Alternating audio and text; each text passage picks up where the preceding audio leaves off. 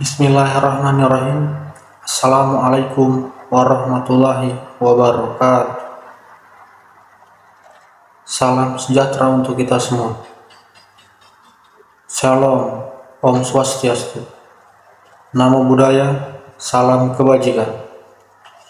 Tapi pun, ya pun, salam olahraga, jaya. Yang saya hormati Bapak Dr. Andes Surisman MPD selaku dosen pembahas proposal saya pada hari ini. Yang saya hormati Bapak Lungit Wicaksono MPD dan Bapak Joan Siswoyo MPD selaku dosen pembimbing yang sangat berjasa dalam proses pembuatan skripsi atau proposal saya ini. Pada hari ini, Jumat 18 November 2022, saya, Torik Alwibi, dengan NPM 1813-051059 akan mempresentasikan skripsi atau proposal saya ini, yang berjudul Manajemen Pembinaan Persatuan Bulu Tangkis Seluruh Indonesia (PBSI), Pengurus Kabupaten Lampung Selatan. Baik, di sini saya akan mempresentasikan proposal saya. Pertama, proposal skripsi. Ada 3 bab. Bab pertama, pendahuluan. Bab kedua, kajian pustaka. Bab ketiga, metodologi penelitian. Kita mulai di pendahuluan. Bab pertama, latar belakang. Olahraga bulu tangkis di Indonesia telah menempatkan diri sebagai olahraga yang sangat populer di kalangan masyarakat, oleh karena prestasi yang dicapai dan mampu bersaing dengan negara lain di dunia.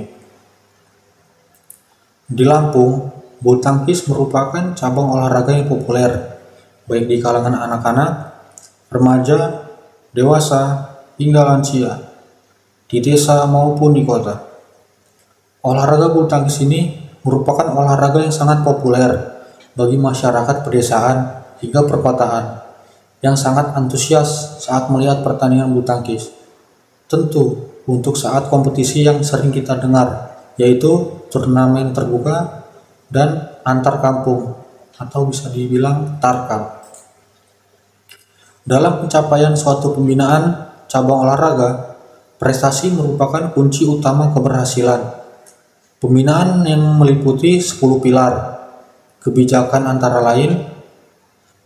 Yang pertama, dukungan dana atau finansial. Yang kedua, lembaga olahraga terdiri dari struktur dan isi kebijakan olahraga terpadu.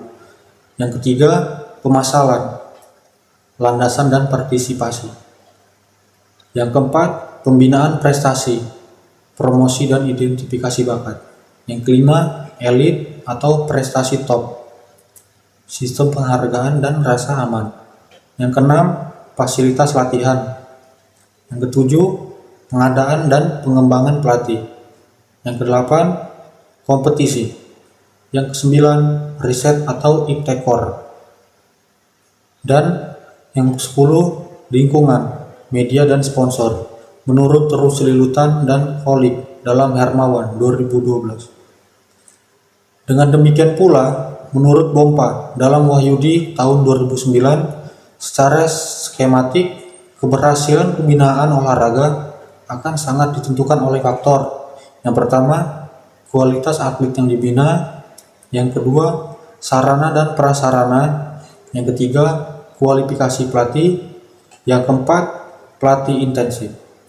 Dalam kedua pendapat di atas, maka peneliti akan melakukan bahasan yang berfokus antara lain planning, sarana dan prasarana, pendanaan, kompetisi, kualitas, pelatih, talent scouting, pembinaan, visi dan misi, organisasi sehingga menjadi planning, organizing, actuating, dan controlling atau bisa disingkat POAC.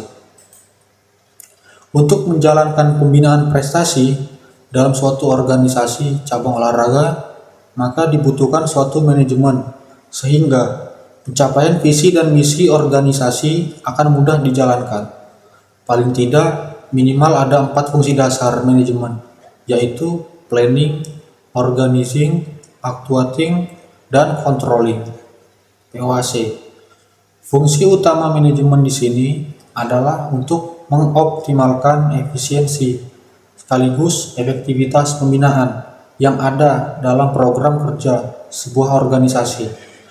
Pengelolaan suatu organisasi atau manajemen harus dilaksanakan oleh seluruh pengurus yang sebelumnya dituntut harus membuat perencanaan yang diwujudkan melalui program kerja, sehingga pengurus dapat memberi kontribusi terhadap berbagai pencapaian yang telah ditargetkan. Oleh karena itu, maju mundurnya suatu prestasi olahraga salah satunya dipengaruhi oleh manajemen yang diwujudkan dalam program kerja dan program latihan. Berdasarkan observasi yang peneliti lakukan di PBSI Pengurus Kabupaten Lampung Selatan, secara manajemen sudah cukup baik. Untuk prestasi di tingkat daerah sudah mencatatkan hasil yang cukup baik.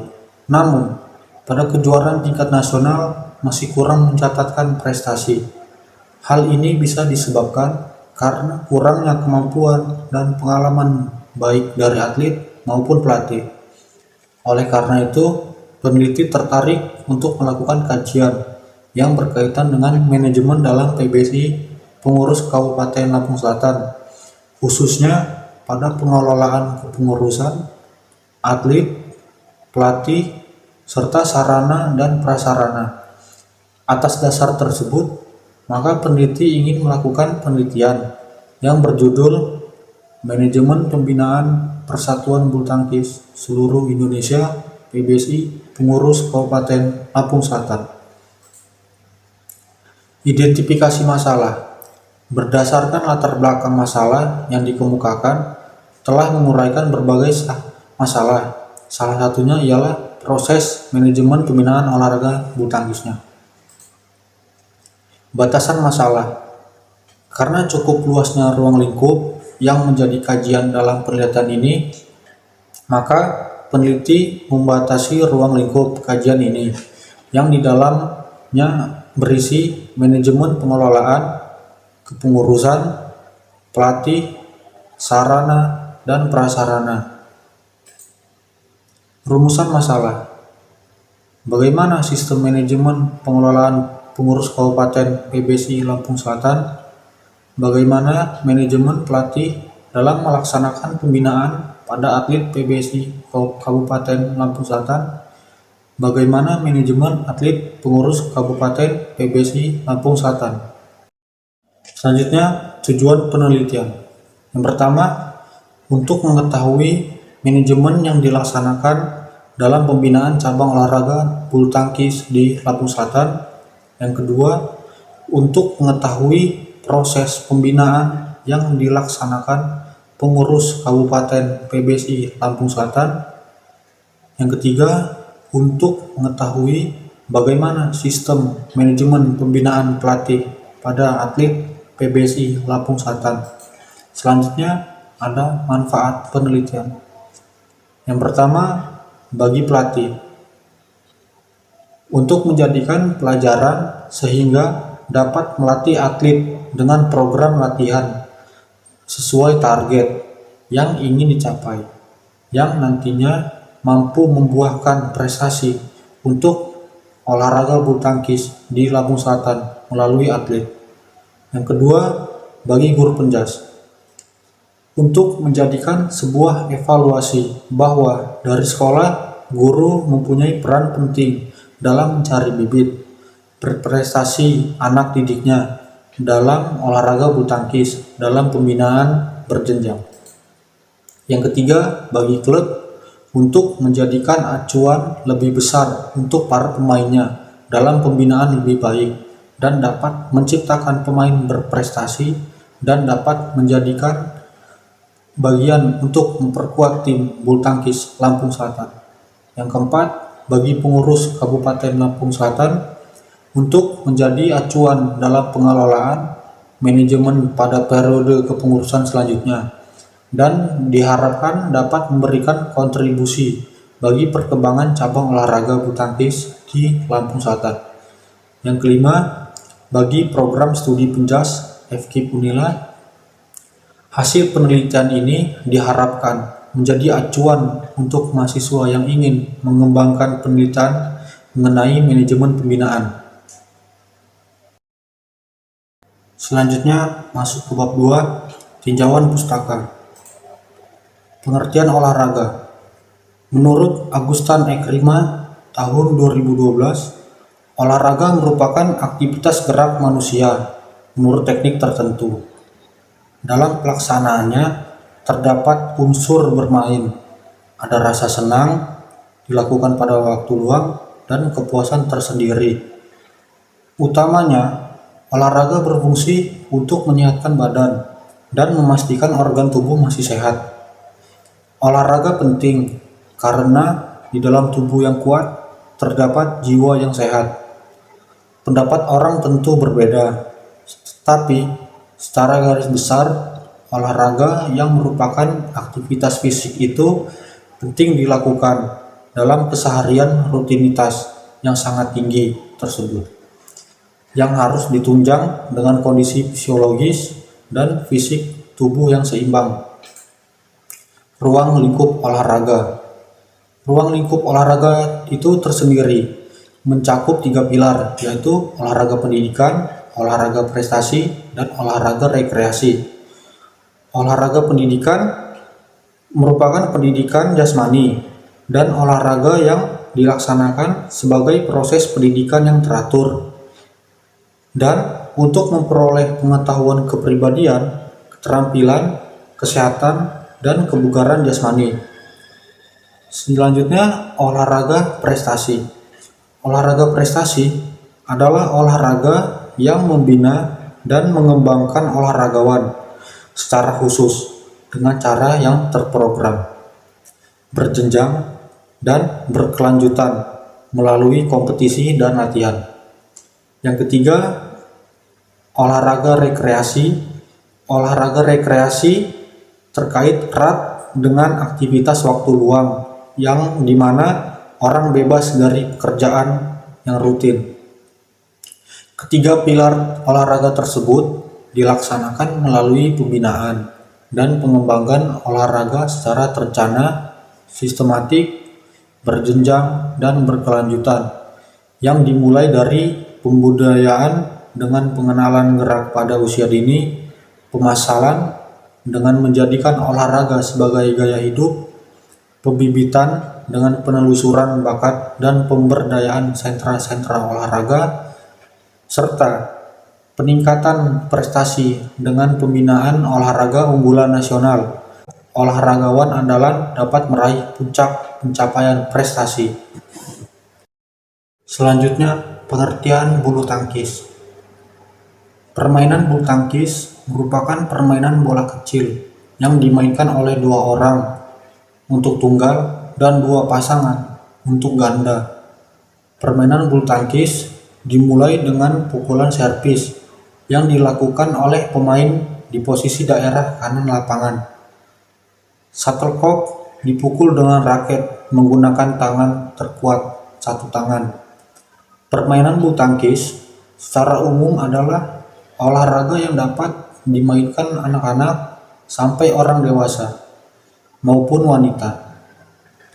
Dengan bermain bulu tangkis akan berkembang secara baik unsur-unsur daya pikir, kemampuan, dan perasaan. Di samping itu, kepribadian juga dapat berkembang dengan baik, terutama kontrol pribadi, disiplin, kerjasama, dan rasa tanggung jawab. Sejarah bulu tangkis. Olahraga bulu tangkis mulai menginjakkan kakinya di Indonesia sekitar tahun 1930. Kemudian pada 1933 berdiri organisasi bulu tangkis Indonesia yang diberi nama Bataviase Badminton Bond dan Bataviase Badminton League. Keduanya kemudian bergabung menjadi satu organisasi bulu tangkis yang solid. Pada 1934, Indonesia menyelenggarakan sejumlah kejuaraan bulu tangkis di Pulau Jawa yang kebanyakan terpusat di kota Bandung, Jawa Barat.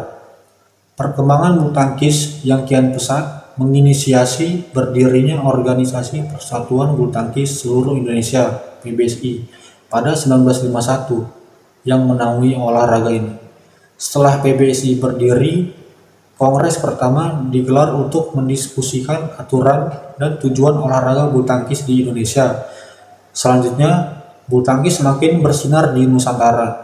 Bahkan beberapa atletnya sukses mengharumkan nama bangsa di kancah internasional, di antaranya Rudy Hartono, Lim Swee King, Tan Joo Hock, Christian Hadinata, Alan Budi Kusuma, Susi Susanti, dan Taufik Hidayat. Selanjutnya, sarana. Lapangan memiliki lebar 6,10 meter dan panjang 13,40 meter dengan bentuk persegi panjang. Net mempunyai tinggi 155 cm, panjang 610 cm, dan lebar 76 cm. Shuttlecock. Menurut standar IBF atau BWF, berat shuttlecock 5,67 gram, panjang 8,8 cm, dan di bagian bulu angsa tertancap sekitar 14-16 buah bulu angsa. Raket. Pada umumnya, panjang raket 55-67 cm dan mempunyai berat 90-150 gram. Teknik dasar.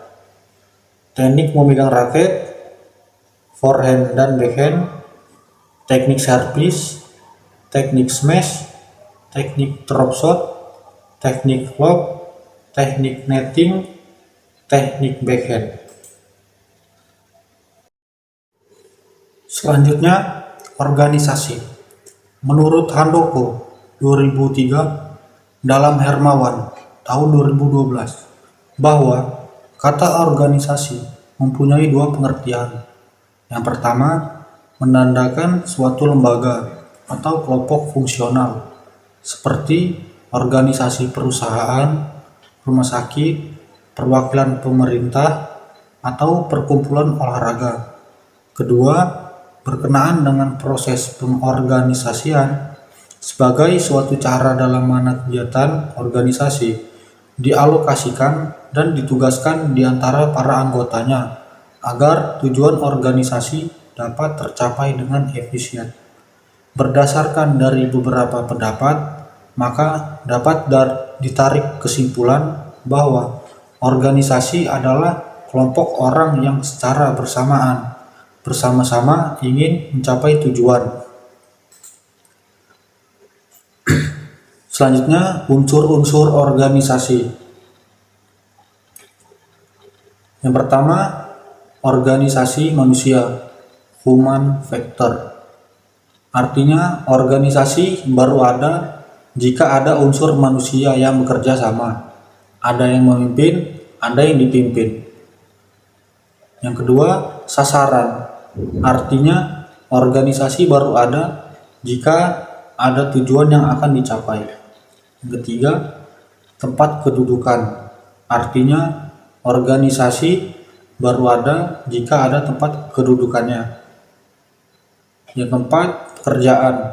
Artinya, organisasi baru ada jika ada pekerjaan yang akan dikerjakan serta adanya pembagian pekerjaan. Yang kelima, teknologi. Artinya, organisasi baru ada jika terdapat unsur-unsur teknis. Yang keenam, struktur.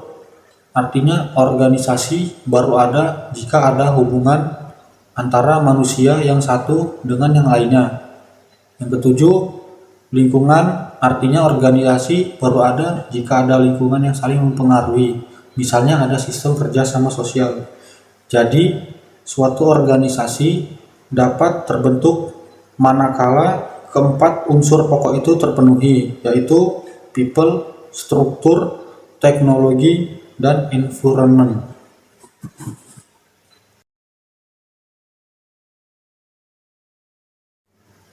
Selanjutnya, pembinaan.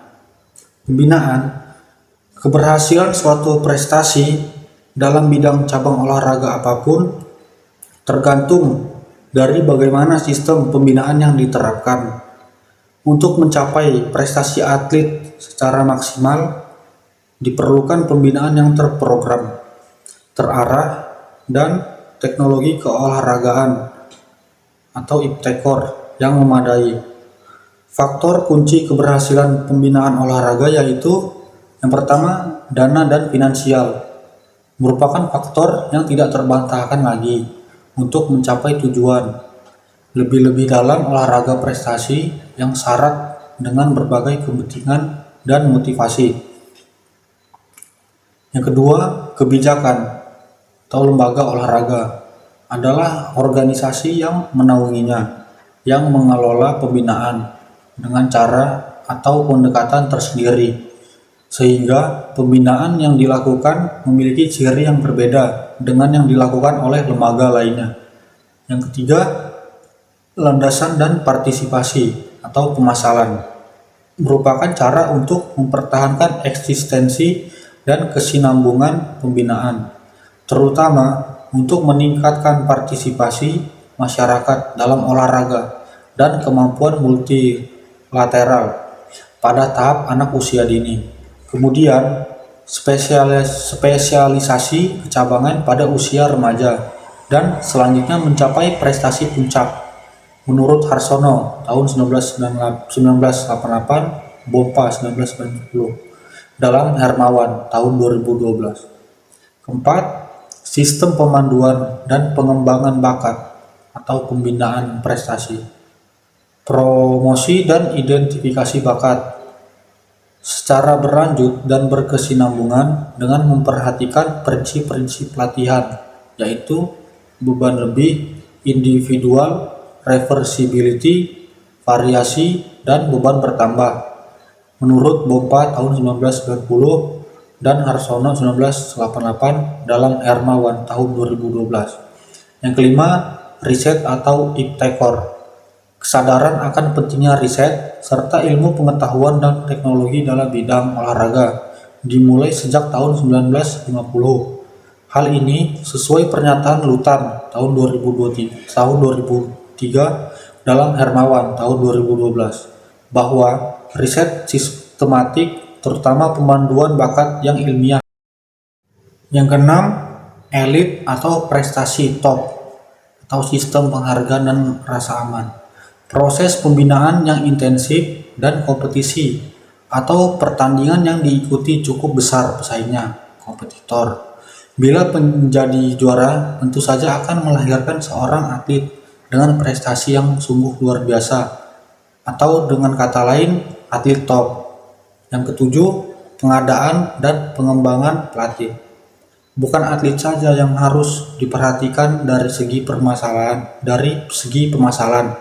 maupun peningkatan prestasinya, tetapi pelatih pun harus pula mendapatkan perhatian yang serius dari sebuah klub atau lembaga olahraga agar pembinaan akan berjalan dengan baik dan lancar. Yang kedelapan, kompetisi. Kompetisi adalah aktivitas mencapai tujuan dengan cara lain, mengalahkan orang lain atau kelompok, individu atau kelompok memilih untuk bekerja sama atau berkompetisi tergantung dari struktur reward dalam suatu situasi. Yang kesembilan, fasilitas latihan. Ketersediaan sarana dan prasarana merupakan salah satu faktor penting dalam meningkatkan geliat dan prestasi olahraga. Yang kesepuluh, lingkungan, media, dan sponsor. Lingkungan, terutama tempat tinggal dan tempat latihan, merupakan faktor yang langsung hakikat pembinaan prestasi. Ahli olahraga seluruh dunia sependapat perlunya tahap-tahap pembinaan untuk menghasilkan prestasi olahraga yang tinggi. yaitu melalui tahap pemasalan, pembibitan, dan pencapaian prestasi. Menurut Joko Pekik Herianto tahun 2002. Prestasi. Yang pertama pemasalan. Pemasalan agar diperoleh bibit olahragawan yang baik perlu disiapkan sejak awal, yakni dengan program pemasalan yang dilakukan dengan cara menggerakkan anak-anak untuk melakukan aktivitas olahraga. Yang kedua, pembibitan.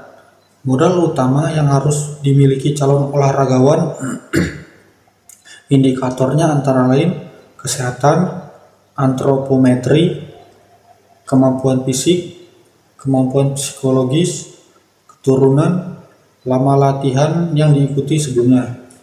Yang ketiga, prestasi.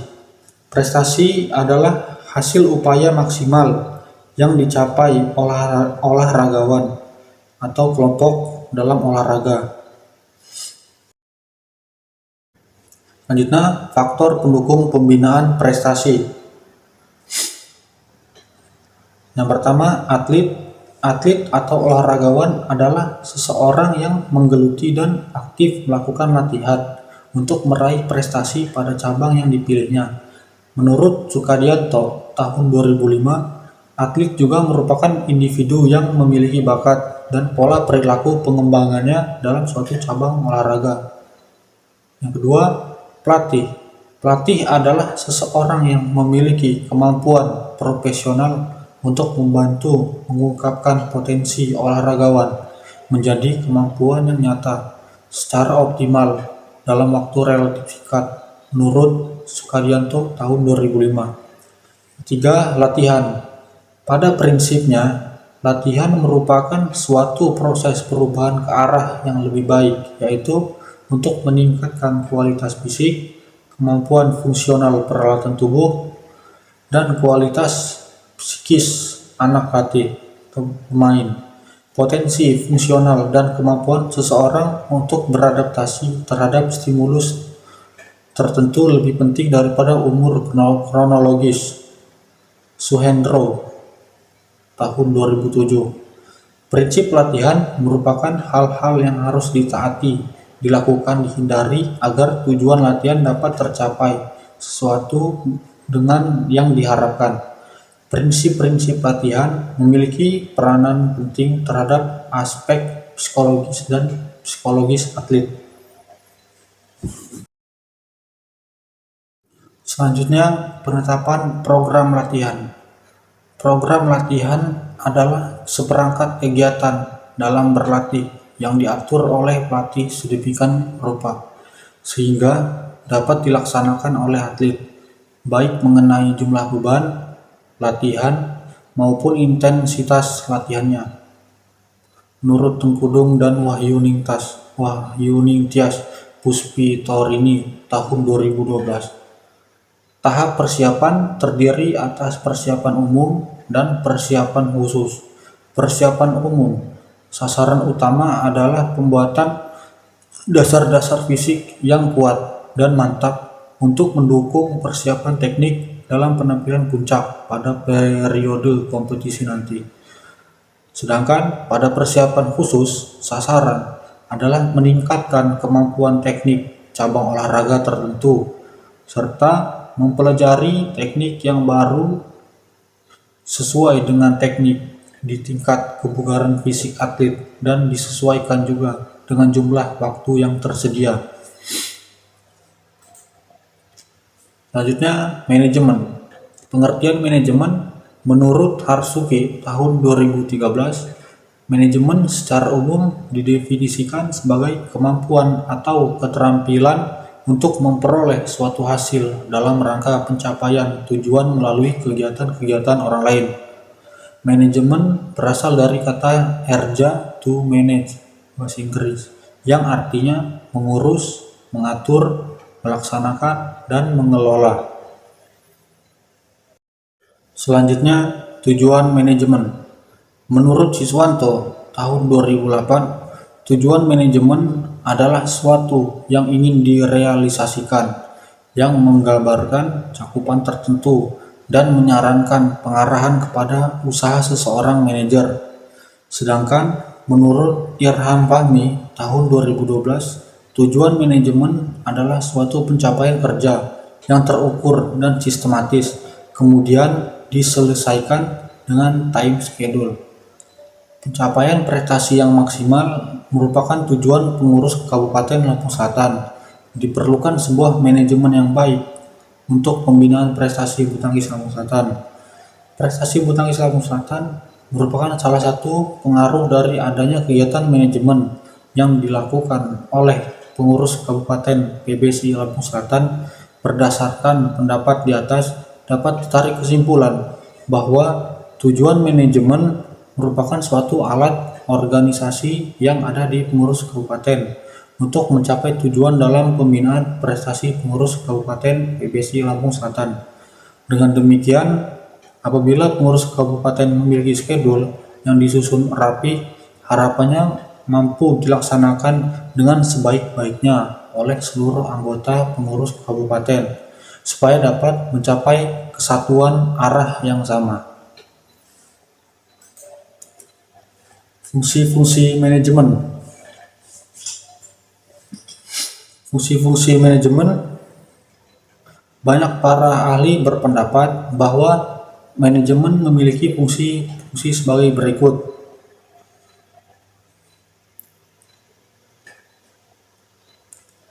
Yang pertama, theory, planning, organizing, actuating, dan controlling (POAC). B. Gulick.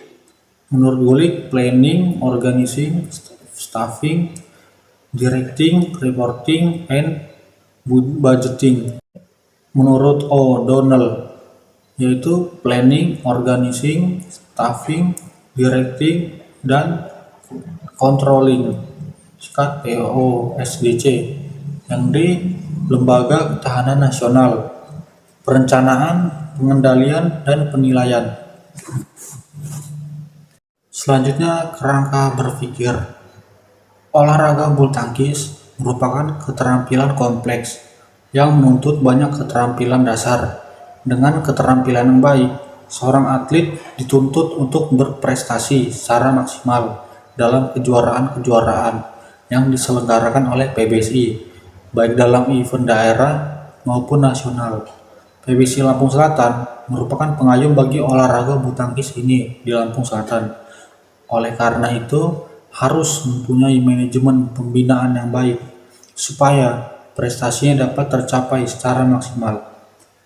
Manajemen mempunyai peran yang sangat penting untuk mengetahui tingkat keberhasilan sebuah usaha, terutama adalah pembinaan prestasi di Lampung Selatan, karena fungsi dari manajemen yang baik berupa kegiatan untuk membuat perencanaan, pengorganisasian, pengkoordinasian, pengawasan, dan evaluasi, terutama dari aspek visi dan misi dari sebuah organisasi olahraga yang belum nampak.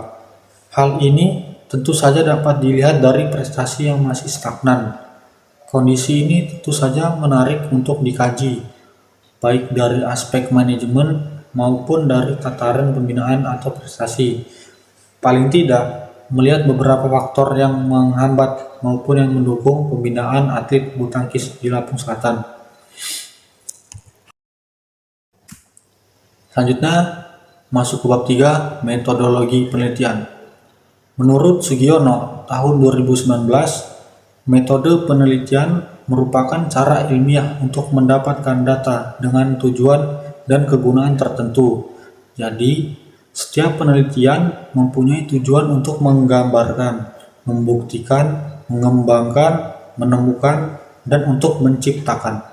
Dan secara umum, data yang telah diperoleh dari penelitian dapat digunakan untuk memahami masalah, memecahkan masalah, mengantisipasi masalah, dan untuk membuat kemajuan. Adapun metode yang digunakan dalam penelitian ini adalah metode kualitatif.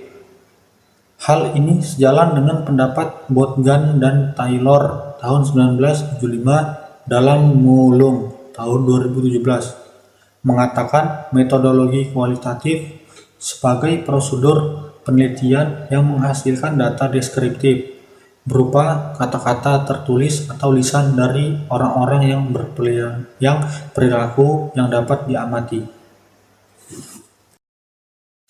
Selanjutnya, populasi dan sampel. Populasi. Menurut Sugiono tahun 2011, populasi wilayah generalisasi yang terdiri atas objek atau subjek yang mempunyai kualitas dan karakteristik tertentu yang ditetapkan oleh peneliti untuk dipelajari dan kemudian ditarik kesimpulannya. Yang kedua, sampel subjek penelitian. Menurut Sugiono tahun 2011, sampel adalah bagian dari jumlah dan karakteristik yang dimiliki oleh populasi. Maka sampel dapat diambil dari sebuah populasi. Selanjutnya, tempat dan waktu penelitian. Penelitian ini dilakukan di Lampung Selatan, khususnya pada pengurus Kabupaten Lampung Selatan, pengurus Kabupaten PBC. Waktu dalam penelitian dilakukan sampai dengan jumlah data tercukupi dan dimulai dari turunnya surat persetujuan penelitian dari Dekanat FKIP Universitas Lampung. Sumber data. Sumber data di atas sumber data menurut Loveland dan Loveland tahun 1984 dalam buku Muleong tahun 2017. Sumber data utama dalam penelitian kualitatif ialah kata-kata dan tindakan. Selebihnya adalah tambahan seperti dokumentasi dan lain-lain. Berkaitan dengan hal itu, pada bagian ini jenis datanya dibagi ke dalam kata-kata dan tindakan, sumber data tertulis, foto, dan statistik. Data yang dikumpulkan dalam penelitian ini yaitu berupa hasil observasi wawancara dan dokumentasi dari berbagai pihak. Selanjutnya, instrumen penelitian. Instrumen dalam penelitian kualitatif menurut Sugiono tahun 2019 yang menjadi instrumen atau alat penelitian adalah peneliti itu sendiri. Oleh karena itu, peneliti sebagai instrumen juga harus divalidasi. Seberapa jauh peneliti kualitatif siap melakukan penelitian yang selanjutnya, terjun ke lapangan. Validasi terhadap peneliti sebagai instrumen meliputi validasi terhadap pemahaman metode penelitian kualitatif, penguasaan wawancara terhadap bidang yang diteliti, kesiapan peneliti untuk memasuki objek penelitian baik secara akademik maupun logistiknya. Yang melakukan validasi adalah peneliti itu sendiri, metode kualitatif, penguasaan teori dan wawasan terhadap bidang yang akan diteliti, serta kesiapan bakal memasuki lapangan. Selanjutnya, teknik pengumpulan data. Yang pertama, kita melalui observasi. Menurut Nasution dalam Sugiono tahun 2019 menyatakan bahwa observasi adalah dasar semua ilmu pengetahuan. Para ilmuwan hanya dapat bekerja berdasarkan data, yaitu fakta mengenai dunia kenyataan yang diperoleh melalui observasi. Kedua, wawancara. Menurut Steinberg tahun 2002 dalam Sugiono tahun 2019 mendefinisikan wawancara merupakan pertemuan dua orang untuk bertukar informasi dan ide melalui tanya jawab, sehingga dapat dikontribusikan makna dalam suatu topik. Dokumentasi. Sugiono tahun 2019, dokumen merupakan catatan peristiwa yang sudah berlalu. Dokumen bisa berbentuk lisan, gambar, atau karya-karya monumental dari seseorang. Angket atau kuesioner. Angket memiliki fungsi serapan dengan wawancara, hanya berbeda dalam implementasinya. Jika wawancara disampaikan oleh peneliti kepada responden secara lisan, maka implementasi angket adalah responden mengisi kuesioner yang disusun oleh peneliti. Hasil data angket ini tidak berupa angkatan, namun berupa deskriptif. Selanjutnya, triangulasi. Menurut Sugiono tahun 2019, dalam teknik pengumpulan data, triangulasi diartikan sebagai teknik pengumpulan data yang bersifat menggabungkan dari berbagai teknik pengumpulan data dan sumber data yang telah ada. Triangulasi teknik sumber yang sama dengan teknik yang berbeda. Misalnya, data diperoleh oleh wawancara, lalu dicek dengan observasi, dokumentasi, dan kuesioner.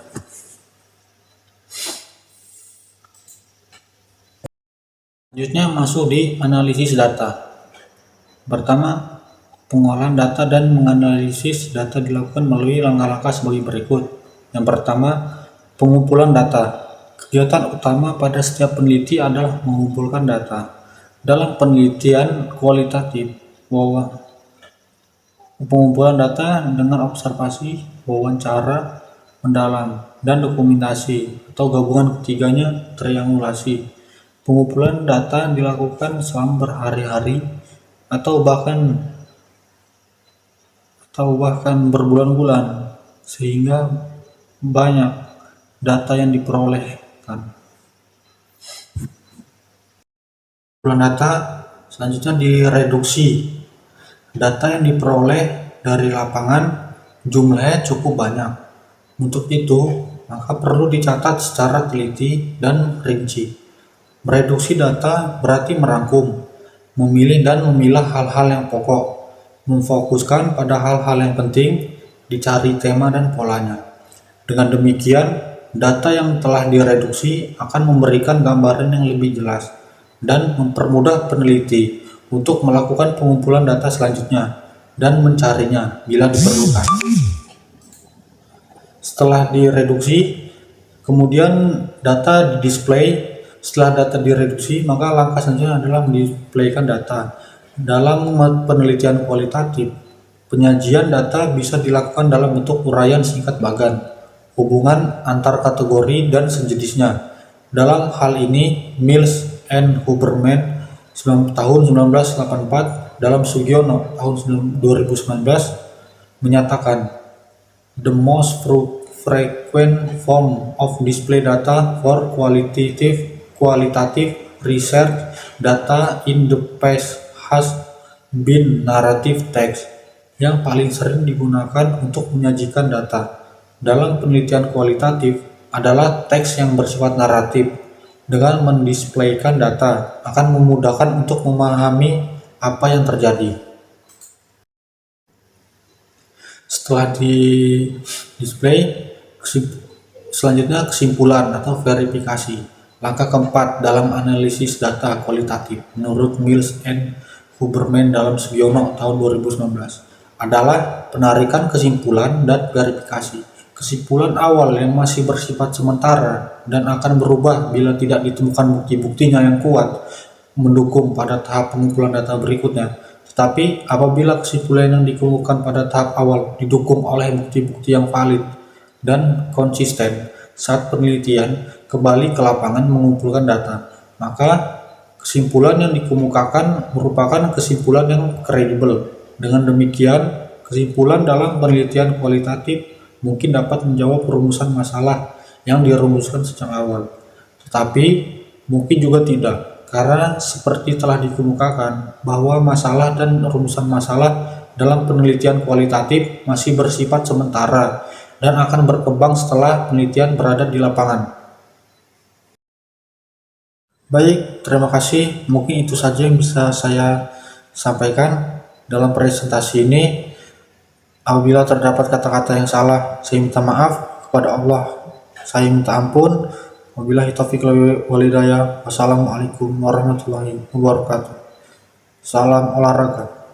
Jaya.